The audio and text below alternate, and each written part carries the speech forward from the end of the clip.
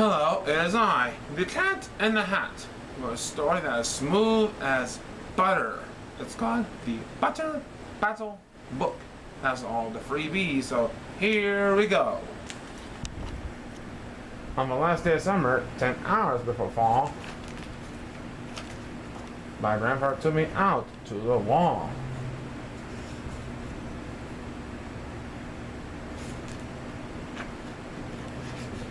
For a while he stood silent, and finally he said with a very sad shake of his very old head, "As you know, on this side of the wall we are Yooks. On the far other side of this wall live the Zooks."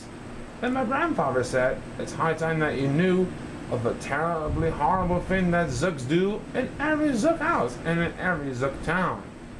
Every Zook eats his bread with the butter side down. So Yooks, as you know, when we breakfast or sup, spread our bread," Grandpa said, "with the butter side up. That's the right honest way." Grandpa gritted his teeth, so you can't trust a Zook who spreads bread underneath. Every Zook must be watched. He has kinks in his soul. That's why as a youth, I made watching my goal. Watching Zooks for the Zook watching Border Patrol. In those days, of course, the wall wasn't so hot, and I could look any Zook square in the eye. If he dared to come close, I could give him a twitch with my tongue tough, prickly, snickberry switch. For a while, that worked fine. All the Zooks stayed away, and our country was safe. Then one terrible day, a very rude Zook by the name of Van Itch snuck up a slingshot at my snickberry switch.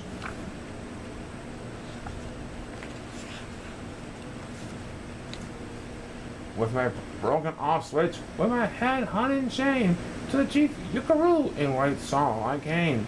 But my leader just smiled, he said, "You're not to blame, and those Zooks will be sorry they started this game. We'll dress you right up in a fancier suit. We'll give you a fancier slingshot to shoot." And he ordered the boys in the back room to figure how to build me some sort of a triple sling jitter.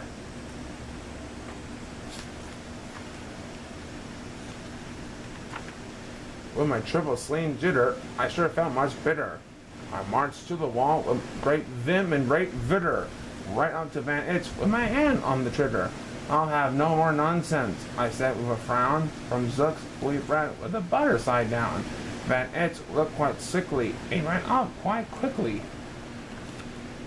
I'm unhappy to say he came back the next day in a spiffy new suit with a big new machine. And he snarled as he said, looking frightfully mean, "You may fling those hard rocks with your triple sling jitter, but I also now have my hand on the trigger. My wonderful weapon, the jitter rock snatch 'em.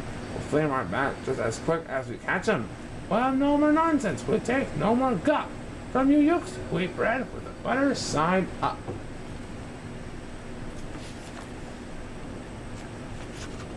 "I have failed, sir," I thought as I made my report to the Chief Yuckaroo in the headquarters fort.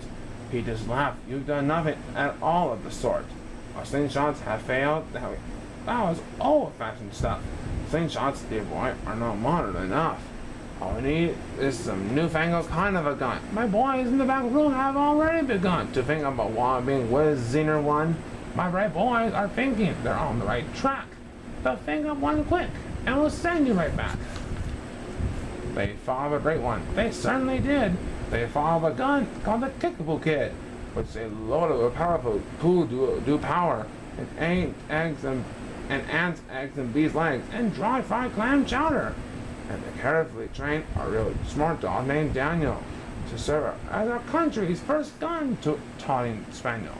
That Daniel, the Kickapoo Spaniel, and I marched down back toward the wall with our heads head up high while everyone cheered, and their cheers filled the sky.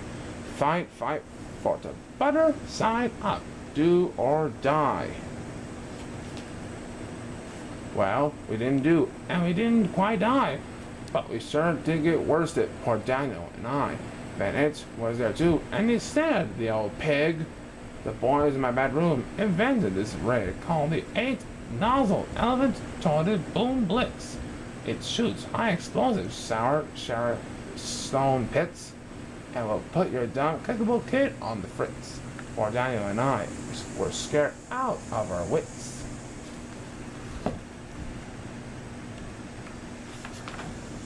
Once more, by Van Itch, I was bested and beat.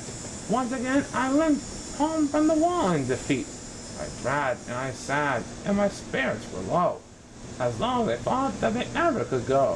When I heard a boom ba and a diddly dee dill, and a butter up band marched up over the hill.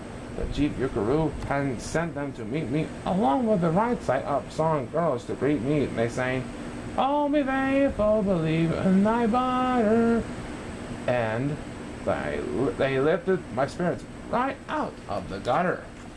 "My boy," smiled the chief Yuckaroo, "we just voted and made you a general. You've been promoted. Your pretty new uniform's ready. Get in it.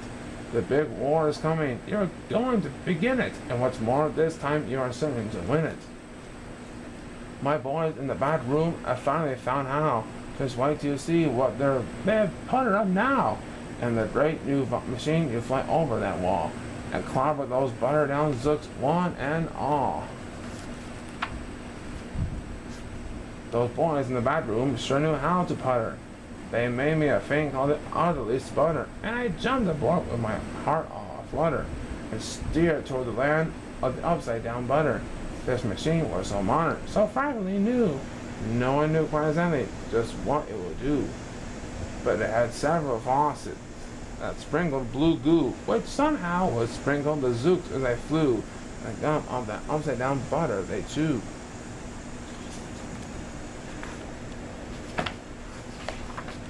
I was racing pell-mell when I heard a voice yell, "If you sprinkle as zooks, you'll get sprinkled as well." Van Itch had a sputter exactly like mine, and he yelled, "My blue goo is working just fine, and I'm here to say that yooks can go zooks. You better forget it, cause zooks can go yooks." I flew right back home, and as you may have guessed, I was downright despondent, disturbed, and depressed.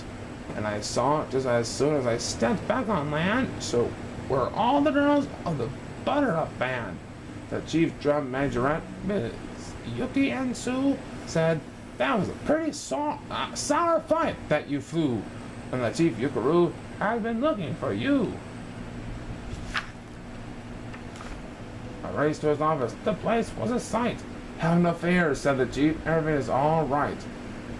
My bright bathroom boys have been brighter than bright.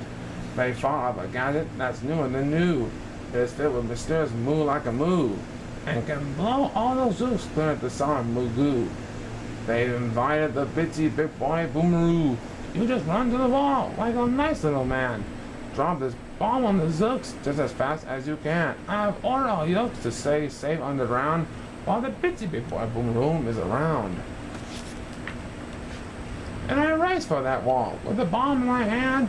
I noticed that every last nook in our land was obeying our chief Yuckaroo's grim command.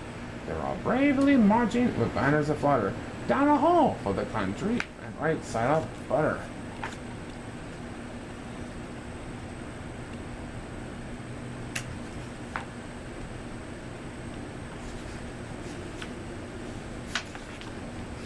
That's when Grandpa found me. He grabbed me. He said, "You should be down that hole, and you're up here instead. But perhaps this is all for the better. Somehow you'll see me make history right here and right now." Grandpa leapt up that wall with a lupulous leap, and he cleared his hoarse throat with a bubbleless beat. He screamed, "Here's the end of that terrible town full of zooks who eat bread with the butter side down." And at that very instant we heard a clup clup. All feet on the wall, and old Van Itch clupped up. The boys in his back room had made him one too. In his fist was another big boy of Boomeroo. "I'll blow you," he yelled, "into portary beans. I'll butter side up you to small smithereens."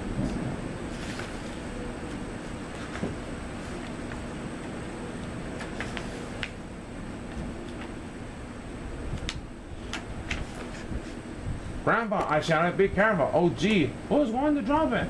Will you or will he?" "Be patient," said Grandpa. "We'll see. We will see." The end. I hope you like this great book, And remember, always be smooth as butter. Keep on top. So I butter. Read a number book. So see you later. Bye bye.